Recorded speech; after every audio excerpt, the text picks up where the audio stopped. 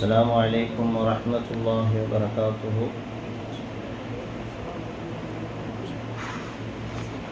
الحمد لله رب العالمين، والصلاة والسلام على سيد الأنبياء والمرسلين وعلى آله وأصحابه أجمعين. قال الله تعالى في القرآن العظيم والقرآن المجيد: أعوذ بالله من الشيطان الرجيم بعد بفضل بسم الله الرحمن الرحيم. إنا أنزلناه في ليلة القدر وما أدراك ما ليلة القدر ليلة القدر خير من 1000 شهر إلى آخره. صدق الله العظيم.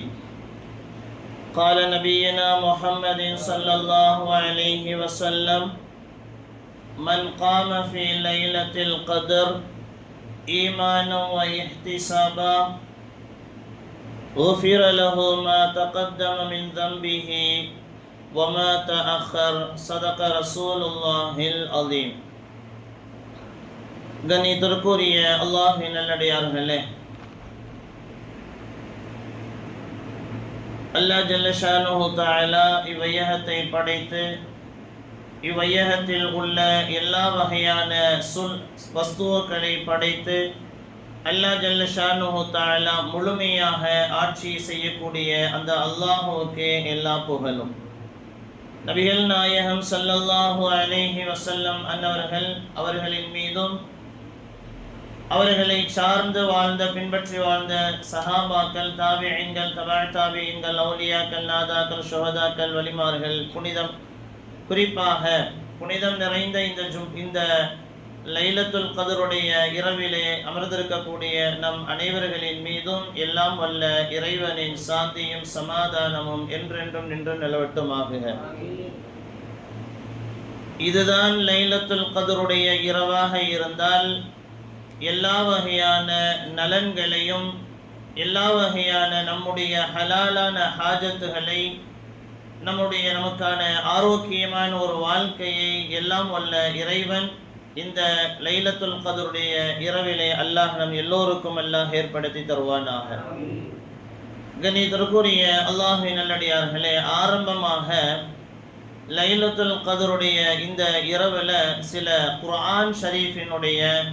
குர்ஆனினுடைய சில தகவல்களை முன்னால ஒரு சில செய்திகளை நான் சொல்லிட்டு அதுக்கு அப்புறம் இந்த லைலத்துல் கத்ருடைய இரவுனா என்ன, இதில் என்ன நடக்குது அப்படிங்கிற சில விஷயங்களை சொல்லி முடிந்தவரை சுருக்கமாக, என்ன நாளைக்கு ஜும்மாவுடைய நாளாகவும் இருப்பதால் இது பயான் செய்வதற்கான நேரம் அல்ல, பயானுக்கான நாள் அல்ல.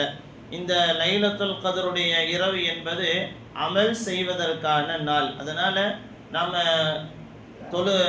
பயான சொல்லியே நேரத்தை கடத்துறதை விட நாம் அதிகமாக இந்த இரவில் அமல் செய்யணும். அப்படிங்கிறதுனால ஒரு சில முக்கிய தகவல்களை மட்டும் உங்களுக்கு முன்னால் பகிர்ந்து கொள்ள நான் ஆசைப்படுகிறேன். எனவே அன்பிற்குரிய அல்லாஹ்வின் நல்லடியார்களே, ரமலான் மாதம் கண்ணியமான மாதம். இந்த ரமலானுக்கு மகத்துவம், இந்த ரமலானுக்கு கண்ணியம் கிடைத்தது எதனால் அப்படின்னா இந்த குர்ஆனை கொண்டு தான். அல்லாஹ் குர்ஆன்ல ஷஹ்ரு ரமலான் அல்லதி உன்ஸில ஃபீஹில் குர்ஆன், இந்த ரமலான் மாதத்திலே நாம் குர்ஆனை நாம் இறக்கி வைத்தோம். இந்த ரமலான் மாதம் என்பது குர்ஆனுக்குரிய மாதம் என்பதாக அல்லாஹ் சொல்லுகிறான்.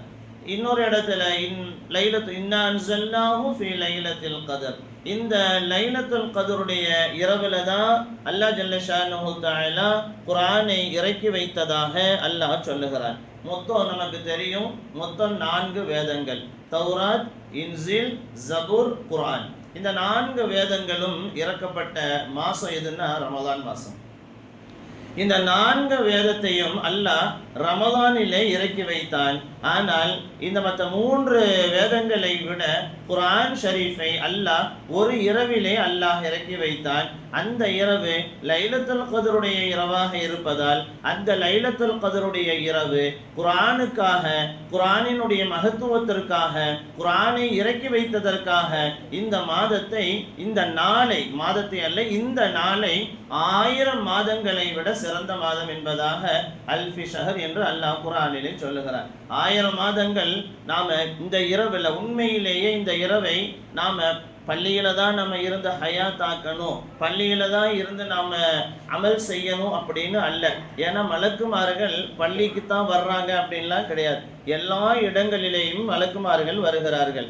எங்கெல்லாம் இபாதத்துகள் நடைபெறுகிறதோ, எங்கெல்லாம் மக்கள் இபாதத்துல உட்கார்ந்து இருக்கிறாங்களோ, அது பள்ளியாக இருக்கலாம் அல்லது நம்முடைய இல்லங்கள், வீடுகளாக இருக்கலாம். எங்கெல்லாம் இபாதத்துகள் நடைபெறுகிறதோ, இபாதத்து செய்யறோமோ, அங்கெல்லாம் மலக்குமார்கள் வருகிறார்கள். எனவே இந்த இரவை நீங்கள் முழுமையாக நீங்கள் ஹயாத்தாக்க வேண்டும் என்பதாக நபிகள் நாயகம் ஸல்லல்லாஹு அலைஹி வஸல்லம் அவர்கள் நமக்கு சொல்லித் தருகிறார்கள்.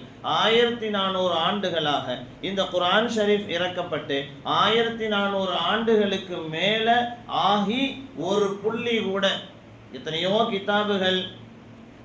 கிதாபுகளை கூட சில நேரங்கள்ல இது தவறு, இது கூடும், இது கூடாது, இது சஹீஹ், இது லஈஃப் அப்படின்லாம் நிறைய கருத்துக்கள் முரண்படலாமானால் 1400 ஆண்டுகளுக்கு மேல் ஆகி ஒரு புள்ளியை கூட மாற்ற முடியாத அற்புதமான ஒரு வேதம் இருக்குதுன்னு சொன்னா அது நிச்சயமாக அது குர்ஆன் ஷரீஃபை தவிர வேற எதுவும் கிடையாது. அல்லாஹ் ஜல்ல ஷானுஹு தஆலா எப்படி, அதாவது மார்க்கத்தினுடைய விற்புணர்கள், நம்ம மார்க்கத்தினுடைய அறிவு, மார்க்க மேதைகள் குர்ஆன் ஷரீஃபை தண்ணீருக்கு இணையாக இணைத்து பேசுகிறார்கள். எப்படி ஒரு மனிதனால் தண்ணீர் இல்லாமல் வாழக்கூடாது என்பதெல்லாம் வாழ முடியாது, தண்ணீர் இல்லாமல் எப்படி ஒரு மனிதனால் உயிர் வாழ முடியாதோ அதே போல குர்ஆன் இல்லாமல் ஒரு மனிதனால் வாழ முடியாது என்பதல்ல, வாழக்கூடாது.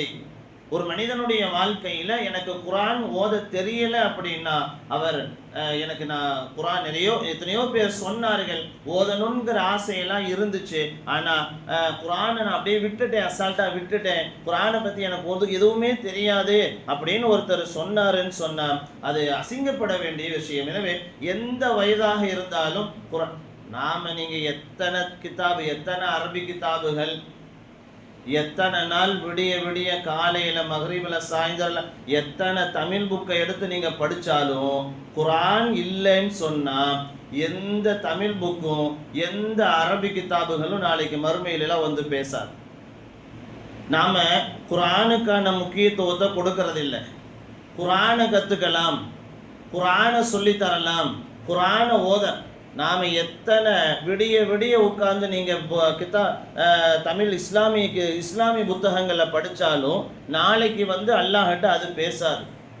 அரபி கிதாபுகளை படிச்சாலும் நாளைக்கு வந்து அல்லாஹ்ட்ட அது பேசாது. குர்ஆன் ஷரீஃப் நாளை மறுமையில் வந்து பேசும். நாளை குர்ஆன் ஷரீஃப் அதாவது இஸ்லாமிய கிதாபுகளாகவே இருந்தா கூட, அரபி கிதாபுகளாக இருக்கட்டும், தமிழ் புத்தகங்களாக இருக்கட்டும், எத்தனையோ கிதாபுகளாக இருந்தாலும் அதை பார்க்கறதுனால எல்லாம் நன்மை கிடையாது.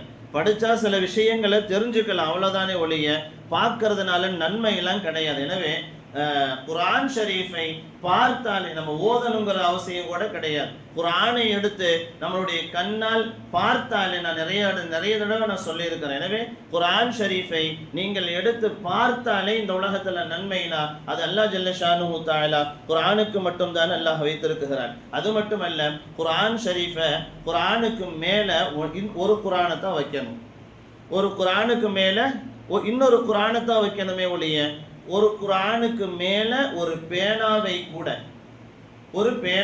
கூட ஏன் சாதாரண ஒரு பேப்பரை கூட, ஒரு நோட்டீஸ் பேப்பரை கூட குர்ஆனுக்கு மேல வைக்கக்கூடாது. ஒரு குர்ஆனுக்கு மேல இன்னொரு குர்ஆன் தான் இருக்கணும். எத்தனையோ கிதாபுகள் அல்லது தமிழ் புத்தகங்கள், தமிழ் இஸ்லாமிய புத்தகங்கள், ஹதீஸுகள் உள்ளடக்கிய கிதாபுகள்ல வேணா என்ன வேணாலும் வச்சுக்கலாம். ஒரு புத்தகத்துக்கு மேல இன்னொரு புத்தகம், பேனா என்ன வேணாலும் வைக்கலாம். ஆனால் ஒரு குர்ஆனுக்கு மேல ஒரு பேப்பரை கூட நாம வைக்க முடியாது. அப்படின்னா அந்த குர்ஆனினுடைய மகத்துவம் மகத்துவத்தை நாம் எந்த அளவுக்கு அப்படின்னு விளங்கணும். எனவே குர்ஆன் ஓதக்கூடிய மனிதர்களாக, ஏன்னா மனதில் இருக்கக்கூடிய எல்லா கவலைகளையும் நீக்கக்கூடிய அற்புதமான ஒரு வேதம் குர்ஆன் ஷரீஃப் தான் என்பதில் எந்த விதமான சந்தேகமும் கிடையாது. எனவே உபை இப்னு கஅப் என்று சொல்லக்கூடிய ஒரு சஹாபி ஜும்மாவுக்கு வரல. ஜும்மா நடந்துகிட்டு இருக்கு. உபை இப்னு கஅப் ரலியல்லாஹு சஹாபி அவங்க வரல ஜும்மாவுக்கு. என்ன ஆச்சு காணமே? ஏன்னா அவர் ஒருத்தர்கிட்ட கடன் வாங்கியிருந்தார். வாங்கின கடனை அவரால் கொடுக்க முடியல, தர முடியல. அந்த ஜும்மாவுக்கு கடன் கொடுத்தவர் வந்திருக்கிறார். ஜும்மாவுக்கு வந்தா கடன் அவர் திருப்பி கேட்பாருன்ட்டு அவர் ஜும்மாவுக்கு வராமல் வீட்டிலேயே இருக்கிறார். யாரு? உபை இப்னு கஅப்.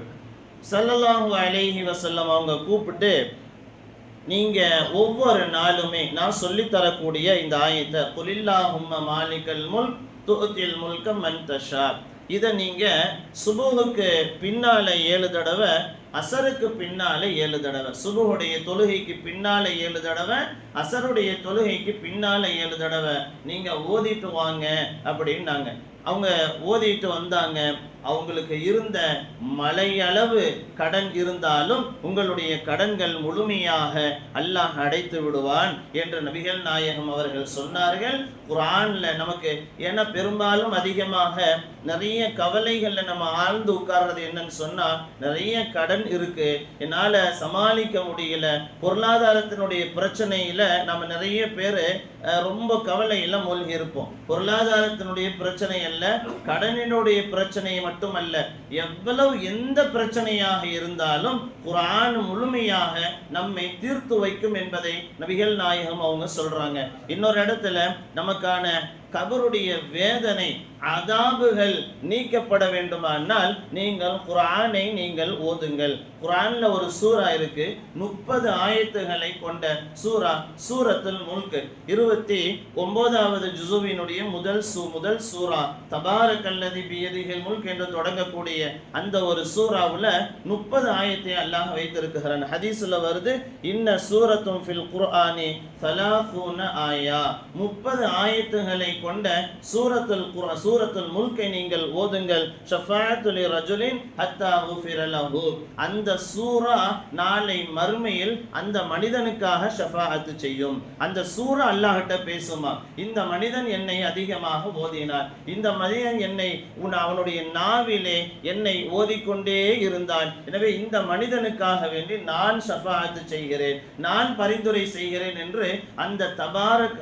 மனிதன் அல்ல, அந்த வார்த்தைகள், குர்ஆனில் இருக்கக்கூடிய அந்த வார்த்தைகள் நாளை அல்லாஹ்விடத்தில் பேசும் என்று சொன்னால், குர்ஆனிலே நாம் எந்த அளவுக்கு அந்த சூறாவை ஓதிக்கொண்டே இருந்தால் கபருடைய வேதனைகள் கூட நமக்கு குறைக்கப்படும் என்பதாக நபிகள் நாயகம் ஸல்லல்லாஹு அலைஹி வஸல்லம் அவர்கள் சொல்லுகிறார்கள். எனவே எவ்வளவு பெரிய பிரச்சனைகளாக இருந்தாலும் நிச்சயமாக அந்த குர்ஆன் நம்மை தடுக்கும் என்பதில் எந்த விதமான சந்தேகமும் இல்லை.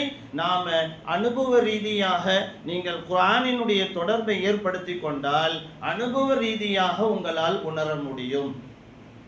மழை, அல்லாஹ் வானத்திலிருந்து இறக்கக்கூடிய மழையை எப்படி நம்மளால் தடுத்து நிறுத்த முடியாதோ அதுபோல நாம ஓதலினால் கூட குர்ஆனினுடைய வருகையை, குர்ஆனினுடைய பாதுகாப்பை அல்லாஹ் ஜல்ல ஷானுஹு தஆலா ஹாஃபிதுகளை கொண்டு நான் பாதுகாப்பேன் என்பதாக அல்லாஹ் ஜல்ல ஷானுஹு தஆலா சொல்லுகிறார். எனவே 1,24,000 நபிமார்கள் இந்த பூமிக்கு அனுப்பப்பட்டார்களா இல்லையா? இந்த 1,24,000 நபிமார்களுடைய அறிவை மேம்படுத்துவதற்காக, அவர்களுடைய வாழ்க்கையை உயர்த்துவதற்காக அல்லாஹ் கொடுத்த ஒரு விஷயம் என்னன்னா, ஒரு வேதம். அது 3 வேதத்தை தாண்டி இந்த குர்ஆனை எல்லா நபிமார்களுக்குமே மிகப்பெரிய ஒரு அறிவினுடைய அத்தாட்சியாக அல்லாஹ் ஜல்ல ஷானுஹு தஆலா கொடுத்திருக்கிறார். எனவே எவ்வளவு பெரிய கஷ்டமாக இருந்தாலும் நாம ஓதிக்கொண்டே இருந்தால் நமக்கு இருக்கக்கூடிய கவலை, நமக்கு இருக்கக்கூடிய கஷ்டம், நமக்கு இருக்கக்கூடிய துன்பங்கள் எவ்வளவு பெரிய பிரச்சனையாக இருந்தாலும் குர்ஆனினுடைய தயவு செய்து குர்ஆனினுடைய தொடர்புகளை நாம ஏற்படுத்தி கொள்ளாதவரை நமக்கான பிரச்சனைகளை அல்லாஹ் தீர்த்து வைக்க மாட்டான். நாம் என்னதான் புலம்பனாலுமே குர்ஆனினுடைய தொடர்பு என்பது கட்டாயமாக இந்த ரமதான் அதாவது குர்ஆன் ரமதானில் தான் இறங்குச்சு. இந்த ரமதானுடைய மாதம் குர்ஆனுக்கான மாதம் அப்படின்னு ரமதானில் மட்டும் குர்ஆன் ஓதுவதல்ல. நிறைய பேர்த்த நம்ம பார்க்குறோம், ரமதான் வந்தால் நல்லா ஓத தெரிகிறது, நல்லா ஓதுறாங்க. ஆனால் ரமதானில் மட்டும்தான் ஓதணும்னு என்ன சட்டம்? ரமதானில் மட்டும்தான் வீட்டில் ஓதுறாங்களா என்னங்கிறது அல்லாஹுக்கு தான் வெளிச்சம். ஓதுனா ஹைர், அல்ஹம்துலில்லாஹ், அது வேற விஷயம். ஆனால் ரமதானில் தான் ஓதணும். நல்லா ஓத தெரிந்தவர்கள் கூட ரமதானுடைய காலங்களில் மட்டும்தான் குர்ஆனை எடுக்குகிறார்கள் என்று சொல்லும்போது ரொம்ப மனதுக்கு வேதனையாக இருக்கு. எனவே வாழ்நாள் முழுவதுமே இன்னும் சொல்ல போனால் ஒரு குர்ஆன் ஷரீஃபை நாம் எடுத்துக்கணும். ஒரு குர்ஆன் ஷரீஃபை வாழ்நாள் முழுவதுமே நாம் மவுத்தாகிற வரைக்குமே ஒரே குர்ஆனில் ஓதிக்கிட்டே இருக்கணும். இந்த குர்ஆன் தான் நாளைக்கு எனக்கு மறுமை. இந்த உலகத்தில் யாருமே எதுவுமே செய்ய முடியாது, யாருமே எனக்கு வரமாட்டார்கள். நாளை இந்த குர்ஆன் எனக்கு வரும், நாளை இந்த குர்ஆன் எனக்காக வேண்டி அங்கு பேசும் என்ற நம்பிக்கையோடு நம்ம வசியத்தை செய்யணும். என்னன்னா, இந்த குர்ஆன்ல தான் என்னுடைய வாழ்நாள் முழுவதுமே அடங்கியிருக்கு. என்னுடைய வாழ்க்கை, என்னுடைய மறுமையினுடைய வாழ்க்கை இந்த குர்ஆன்ல தான் அடங்கியிருக்கு. எனவே நாம் மௌத்தாகக்கூடிய நேரத்தில் என்னோட இந்த குர்ஆனையும் வைத்து அடக்கம் செய்து விடுங்கள். நாளை இந்த மறுமையில் அல்லாஹ்வுடைய சன்னிதானத்தில் இந்த குர்ஆனோடு நான் போகணும் அப்படிங்கிற அளவுக்கு நம்ம குர்ஆனோடு நாம தொடர்பை ஏற்படுத்தி கொண்டால் நிச்சயமாக நமக்கு இருக்கக்கூடிய எல்லா பிரச்சனைகளும் தீரும் என்பதில் எந்த விதமான சந்தேகமும் கிடையாது. அதே நேரத்தில் இந்த ரமலானுடைய 3வது 10 நபி ஸல்லல்லாஹு அலைஹி வஸல்லம் அவங்க இந்த ரமலானினுடைய 3வது 10ல், அதுவும் கடைசி இந்த 5 நாட்களில் அதிகமாக சிரமம் எடுத்து அமல் செய்வார்கள். நம்ம சிரமம் எடுத்து அது கஷ்டப்பட்டு எதுக்கு அமல் செய்யணும் அப்படின்னு நாம யோசிக்கிறோமா இல்லையா? நபி ஸல்லல்லாஹு அலைஹி வஸல்லம் அவங்க கஷ்டப்பட்டு அதிகமாக அமல் செய்வார்கள். பல நாட்களுக்கு முன்பே இப்படிப்பட்ட ஒரு இரவு வருகிறது. எனவே அந்த இரவு எந்த இரவு என்று தெரியாது. எனவே நாம நினைக்கிறோம் லைலத்துல் கத்ருடைய இரவு என்பது 27 அப்படின்னு. ஆனால் நபி ஸல்லல்லாஹு அலைஹி வஸல்லம் அவங்க ஒரு கனவு கண்டாங்க. மிம்பர் படையில் ஏறி பிறை 20 அன்னைக்கு, ரமதான் பிறை 20 அன்னைக்கு மிம்பர் படியில் ஏறி சஹாபாக்களுக்கு மத்தியில் ஒரு வார்த்தையை பேசுகிறாங்க. என்னென்னா, நான் ஒரு கனவு கண்டேன். அந்த கனவுல மழை, லைலத்துல் கத்ருடைய அதாவது ஒரு இரவு அன்னைக்கு மழை பெய்ததாக நான் கனவு கண்டேன் அப்படின்னாங்க. லைலத்துல் கத்ருடைய இரவுல மழை பெய்ததாக நான் கனவு கண்டேன் அப்படின்னு சஹாபாக்களுக்கு மத்தியில் சொல்றாங்க. 21வது நாள் சுபுகுடைய தொழுகையை தொழுதுட்டு திரும்பி உட்கார்றாங்க.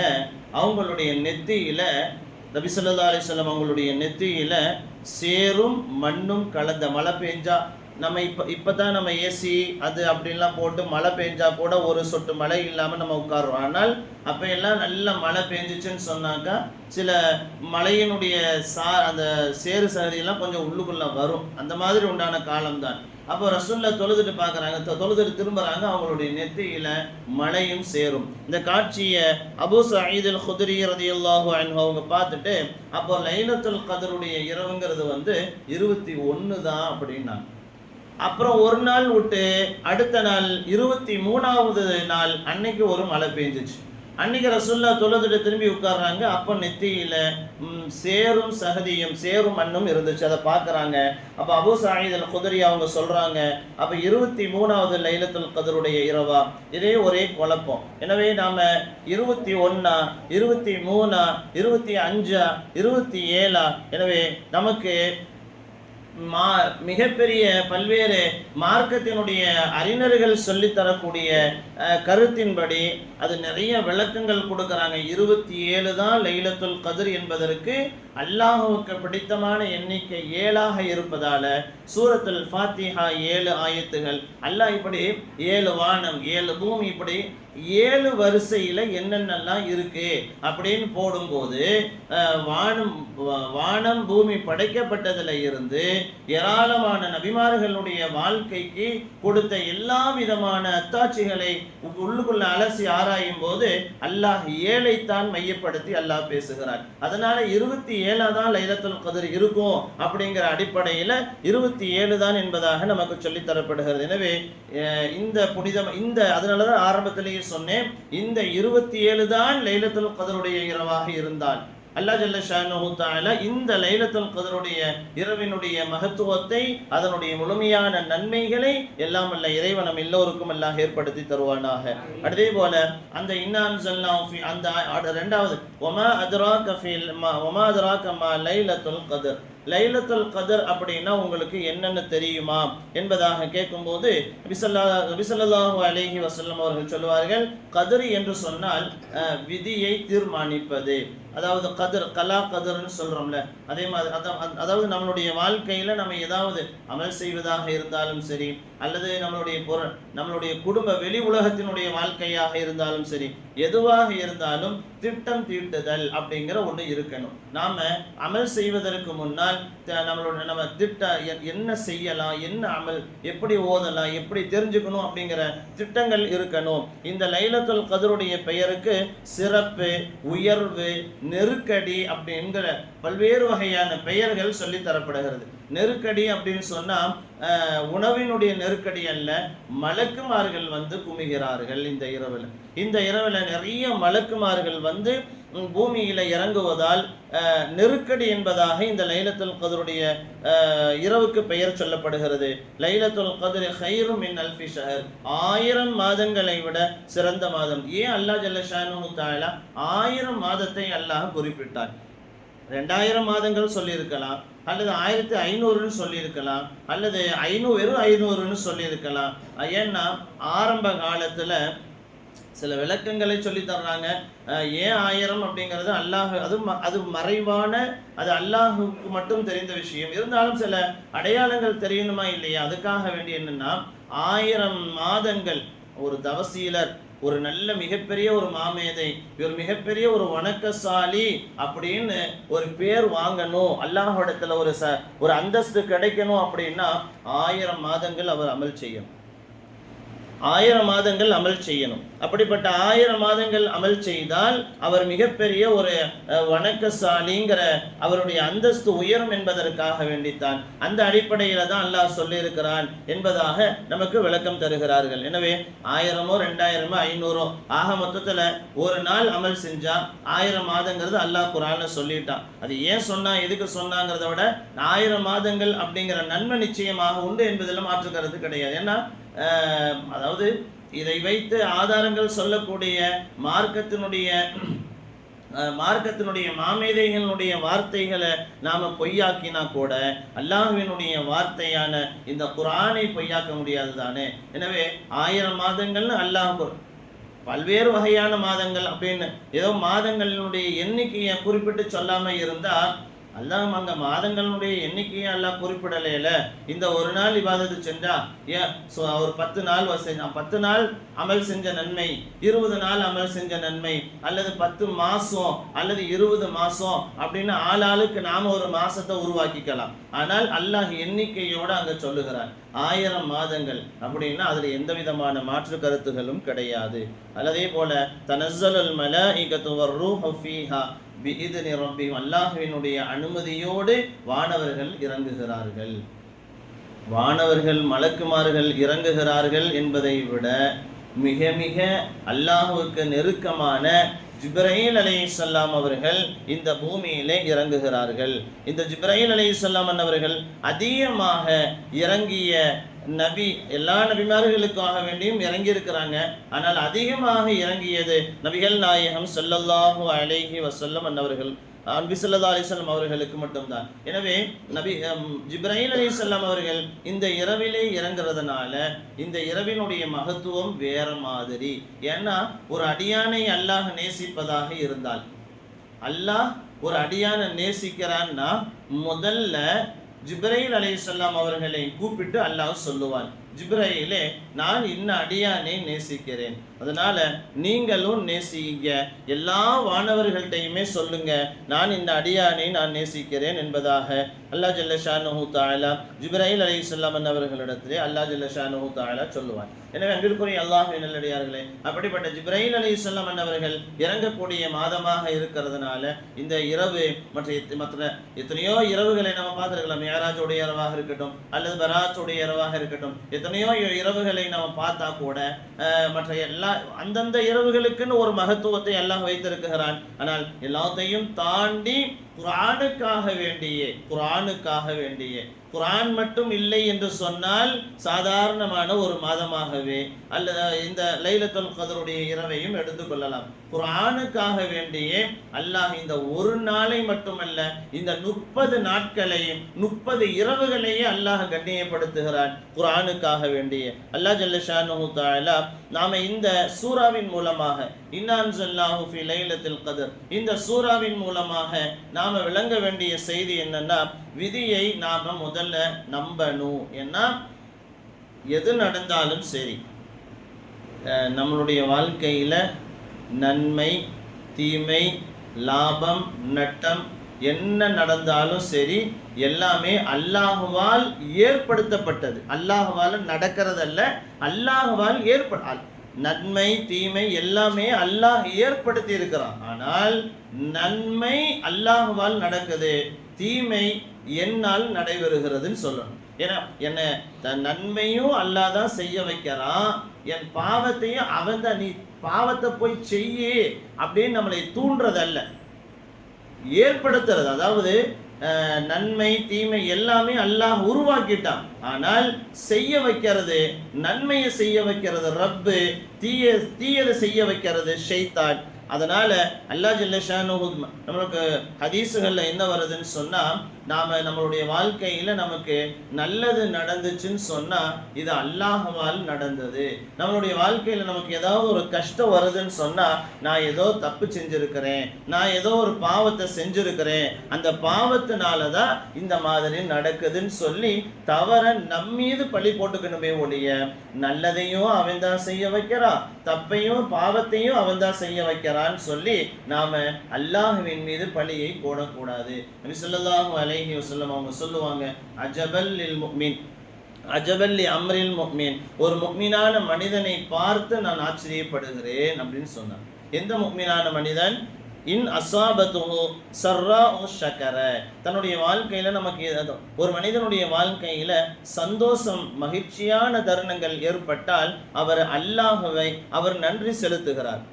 என் வாழ்க்கையில் அல்லாஹ் இவ்வளோ பெரிய சந்தோஷத்தை கொடுத்துருக்கிறான், இவ்வளோ பெரிய மகிழ்ச்சியை கொடுத்துருக்கிறான்னு சொல்லி அல்லாஹுக்கு அவர் நன்றியை வெளிப்படுத்துகிறார். வைன் அஸாபத்துஹு லர்ராஹு, ஒரு மனிதன் அந்த மனிதனுடைய ஏதாவது தீயது கெட்ட விஷயங்கள் நடந்துச்சுன்னு சொன்னால் அவர் பொறுமையாக இருக்குகிறார். அப்படிப்பட்ட மனிதனை பார்த்து நான் ஆச்சரியப்படுகிறேன். ஆனால் இந்த குணத்தோட இன்னைக்கு நம்ம பேர் மேக்சிமம் இந்த குணத்தோட நிறைய பேர் இல்லை. நமக்கு வாழ்க்கையில் சந்தோஷம் நடந்துச்சுன்னு சொன்னால் அல்லாஹ்வை புகழ்கிறோம், அல்லாஹ்வுக்கு நன்றியை வெளிப்படுத்துகிறோம், சில நேரங்களில் நன்றியை வெளிப்படுத்தாம கூட போகிறோம். ஆனால் வாழ்க்கையில் கஷ்டம் தீமைன்னு ஒன்று வந்துருச்சுன்னு சொன்னால் நாம் என்ன செய்கிறோம்? எல்லாத்தையுமே செய்கிறோம், ஆனால் ஒன்றுமே தரமாட்டேங்கிறானேன்னு சொல்லி அந்த பொறுமையை நாம் இழந்துடுறோம். பொறுமையை இழந்து செயல்படுறதுனால நாம் ஒரு கட்டத்தில் நாம் அல்லாஹ்வையே திட்ட ஆரம்பிச்சிடுறோம், அமல்களை எல்லாம் குறை சொல்ல ஆரம்பிச்சிடுறோம். எல்லாம் பாதுகாக்கணும். எனவே எவ்வளோ பெரிய வேதனைகள் நடந்தாலும், எவ்வளோ பெரிய கஷ்டங்கள் நடந்தாலும் அல்லாஹ்வை குறை சொல்வதற்கான தன்மையை மட்டும் அதனுடைய எண்ணங்களை மட்டும் நம்முடைய ஏன்னா அது ஈமானினுடைய பலகீனம். அதாவது தரக்குறைவாக நம்ம வேற மாதிரிலாம் நம்ம யோசிக்கிறோம் அப்படின்னு சொன்னா ஈமானினுடைய பலகீனம். நம்மள்ட்ட இன்னும் உறுதியான தவக்குல் அல்லாஹ்வின் மீது உண்டான இந்த நம்பிக்கை இன்னும் நம்மள்ட்ட வரல அப்படிங்கிறதுக்கான அடையாளம் தான். அதே போல நான் ஆரம்பத்தில் சொன்ன மாதிரி குர்ஆன் குர்ஆனினுடைய தொடர்பை, குர்ஆன் ஓத தெரியாத ஒரு சமூகத்தை நாம் இப்போ பார்க்குறோம். எனவே அந்த சமூகத்தை அல்லாஹ் ஜல்ல ஷானுஹு தஆலா பாதுகாக்கணும். எனவே நமக்கான இம்மை மறுமை மட்டுமல்ல, இம்மையிலேயும் நாளை மறுமையிலேயும் நமக்கான அந்தஸ்துகள் உயரணும், நமக்கான முழுமையான பாதுகாப்புகள் கிடைக்கணும். உண்மையிலேயே பாதுகாப்பு அல்லாஹ் தான் நமக்கு தர முடியும். அல்லாஹ் தரக்கூடிய பாதுகாப்பு தான் உண்மையான பாதுகாப்பு. எனவே அந்த பாதுகாப்பு நமக்கு கிடைக்கணும் அப்படின்னு சொன்னால் நாம் குர்ஆனினுடைய தொடர்புகளை ஏற்படுத்தாதவரை நம்மளால் எதுவுமே செய்ய முடியாது. எனவே அன்பிற்குரிய அல்லாஹ்வின் நல்லடியார்களே, அதே போல இந்த முக்கியமான இந்த லைலத்துல் கத்ருடைய இரவில் நாம் செய்யக்கூடிய முதல் விஷயம் துஆ செய்வதற்கான இரவு. இரண்டாவது, அதிகமாக அல்லாஹ்விடத்தில் மன்னிப்பை கேட்பதற்கான இரவு.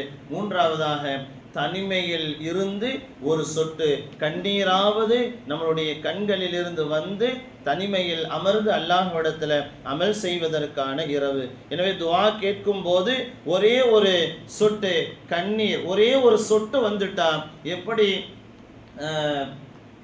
பசு மாட்டில் இருந்து மடுவில் இருந்து கறந்த பாலை எப்படி மீண்டும் செலுத்த முடியாதோ அதே போல அந்த மனிதன் அந்த தனிமையில் இருந்து அல்லாஹ்கிட்ட கேட்ட அந்த துஆவினால் அவருடைய கண்ணிலிருந்து வந்த அந்த ஒரே ஒரு சொட்டின் காரணமாக அல்லாஹ் அவருக்கு நரகத்தை ஹராமாக்கி விடுகிறார். அவர் நரகத்திற்கு செல்ல மாட்டார் என்பதாக நபிகள் நாயகம் அவர்கள் நமக்கு சொல்லி தருகிறார்கள். அழுகணும், முடிந்தவரை ஒரு சொட்டாவது. குர்ஆன்ல இருக்கக்கூடிய 25 நபிமார்கள், குர்ஆன்ல 25 நபிமார்களுடைய பெயர்களை அல்லாஹ் வைத்திருக்கிறார். ஒவ்வொரு நபிமார்களுக்குமே ஒவ்வொரு வகையான சில சிறப்புகள் இருக்கு. அதாவது ஒரு நபியினுடைய சிறப்பு ஒரு குர்ஆன்ல இருக்குதுன்னா அந்த நபியினுடைய வேற ஒரு சிறப்பு குர்ஆன்ல இல்லை. தினமும் ஒரு நபி இவர் தொழில் செய்தார் அப்படின்னா இன்னொரு நபி அவர் தொழில் செய்யலை.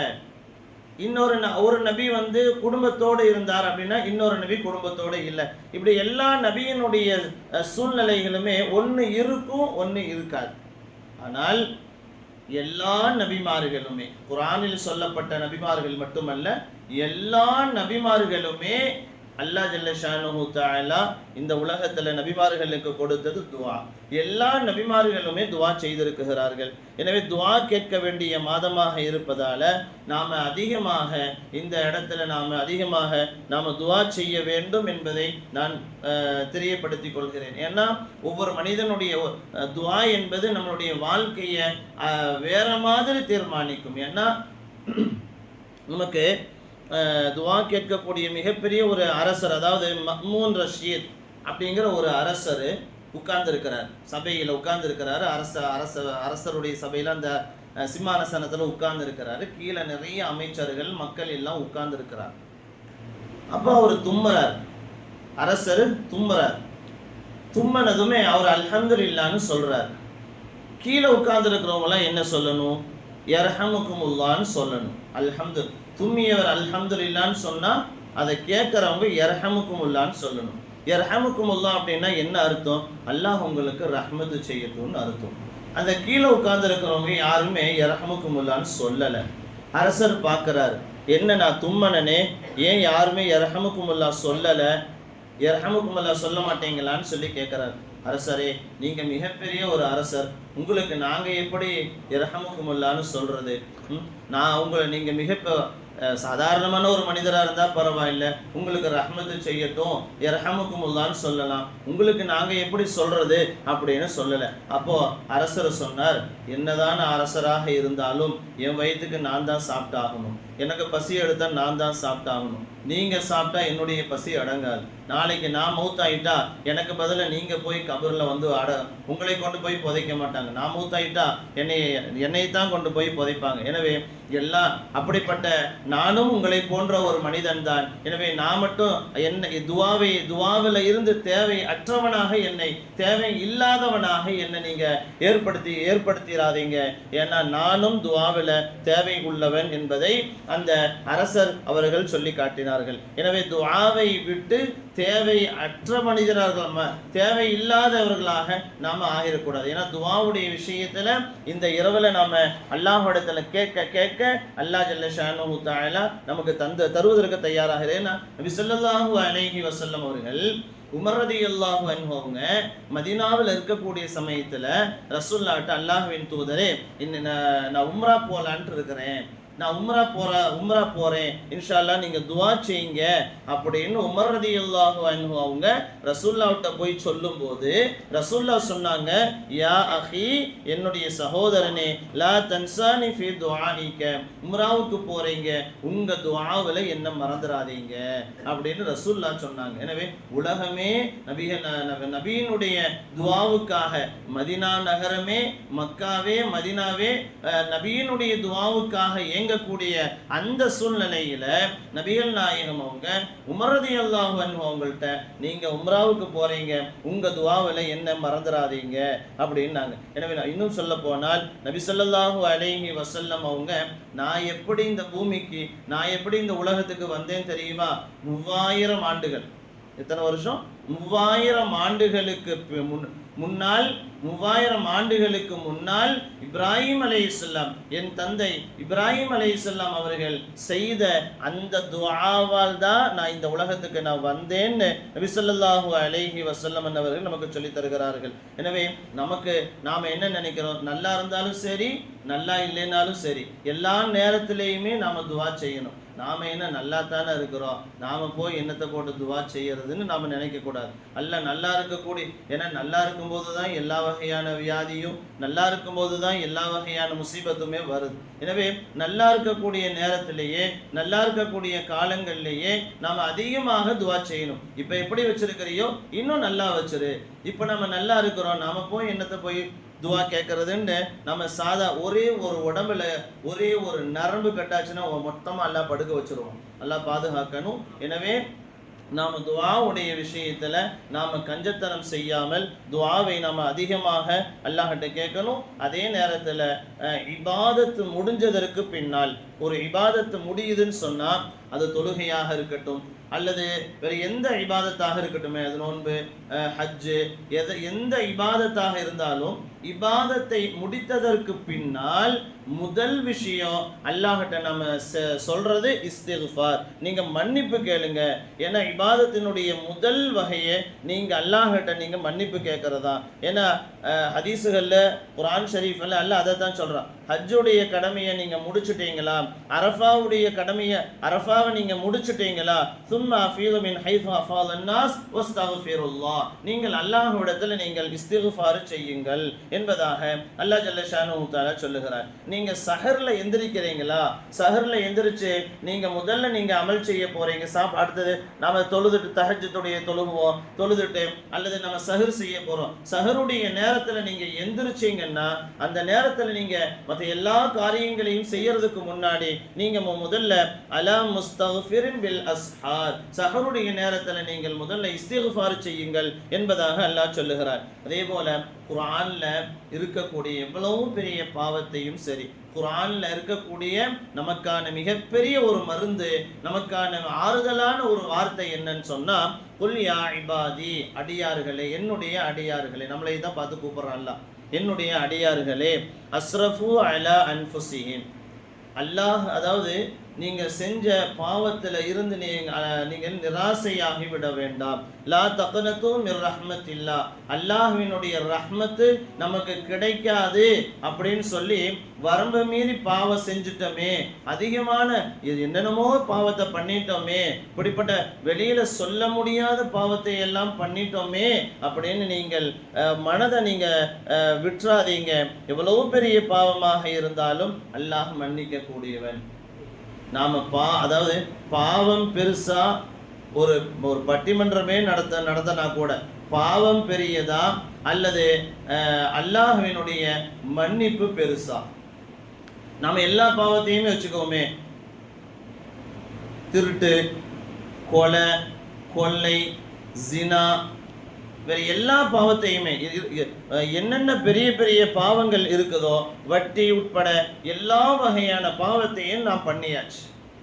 நான் செஞ்ச பாவம் பெருசா, அல்லாஹ்வினுடைய மன்னிப்பு பெரியதா என்று சொன்னால் அல்லாஹ்வினுடைய மன்னிப்பு தான் பெரியது. நம்மளுடைய பாவம் எவ்வளவு பாவங்களா இருந்தா, பல பாவம், பல தடவை வட்டி வாங்கியாச்சு, பல தடவை அசிங்கமான அந்த காரியத்தை ஜினாவை பண்ணியாச்சு, பல தடவை நாம கொலை, பல தடவை நிறைய பெரிய பெரிய பாவங்கள். அந்த பாவத்திற்கு முன்னால அல்லாஹ்வினுடைய மன்னிப்பு தான் பெரியது.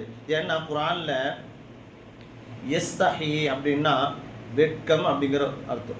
இன்னல்லாஹ லா யஸ்தஹி, நிச்சயமாக அல்லாஹ் வெட்கப்பட மாட்டான். குர்ஆன்ல அல்லாஹுக்கு வெட்கம் அப்படிங்கிறது கிடையாது.